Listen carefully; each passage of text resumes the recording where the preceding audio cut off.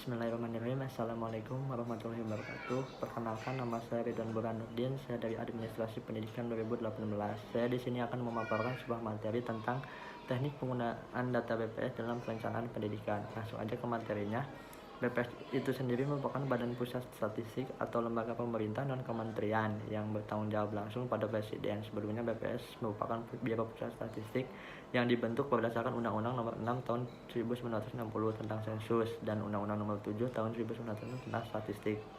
Sebagai pengganti kedua, undang-undang tersebut ditetapkan Undang-Undang Nomor 16 Tahun 1997 tentang Statistik. Berdasarkan undang-undang ini yang ditindaklanjuti dengan peraturan perundang-undangan di bawahnya.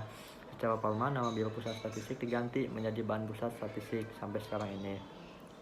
Dan tugas fungsi dari BPS itu sendiri ditetapkan berdasarkan Peraturan Presiden Nomor 86 Tahun 2007 tentang Badan Pusat Statistik dan Peraturan Kepala Badan Pusat Statistik Nomor 7 Tahun 2008 tentang organisasi dan tata kerja Badan Pusat Statistik. Untuk tugasnya, BPS melaksanakan tugas pemerintahan di bidang statistik sesuai peraturan perundang-undangan. Dan untuk fungsinya, di sini ada pengkajian, penyusunan, dan perumusan kebijakan di bidang statistik. Ada pengkoordinasian kegiatan statistik nasional dan regional, ada penetapan dan penyelenggaraan statistik dasar, ada penetapan sistem statistik nasional, serta pembinaan dan fasilitasi terhadap kegiatan instansi pemerintah di bidang kegiatan statistik. Dan untuk peranannya itu sendiri, yang harus dijalankan oleh BPS adalah menyediakan kebutuhan data bagi pemerintah dan masyarakat. Data ini didapatkan dari sensus atau survei yang dilakukan sendiri dan juga dari departemen atau lembaga pemerintahan lainnya sebagai data sekunder membantu kegiatan statistik di kementerian, lembaga pemerintahan atau instansi lainnya dalam membangun sistem perstatistikan nasional. Dan untuk studi kasus saya bisa dilihat di makalah saya yang sudah dilampirkan.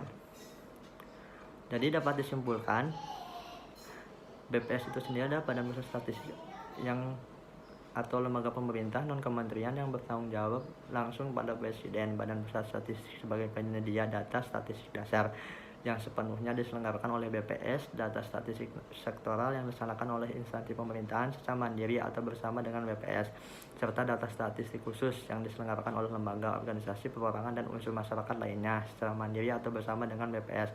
Oleh karena itu, BPS, Badan Pusat Statistik, mempunyai peranan yang sangat penting sebagai lembaga pemerintahan yang menyediakan kebutuhan data pemerintah sebagai bahan dasar pembuatan perencanaan semua sektor pembangunan terkait dengan perencanaan pendidikan itu sendiri.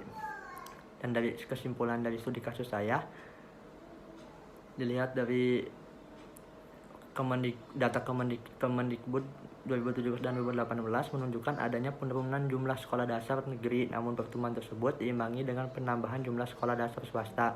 Kontribusi swasta terhadap fasilitas terhadap pendidikan terus meningkat. Semakin tinggi jenjang pendidikan, presentasi sekolah milik swasta lebih besar dibanding sekolah milik pemerintah. Dilihat dari kondisi ruang kelas, lebih dari 50% ruang kelas dalam kondisi rusak pada semua jenjang pendidikan. Namun presentasi ruang kelas dan dengan kondisi baik meningkat hampir pada semua jenjang pendidikan. Sarana pendidikan lainnya yaitu perpustakaan juga mengalami peningkatan. Selain itu, presentasi guru yang berijazah minimal D4 atau S1 mengalami peningkatan juga. Mungkin cukup sekian pemaparan materi dari saya, kurang lebihnya mohon maaf. Wassalamualaikum warahmatullahi wabarakatuh.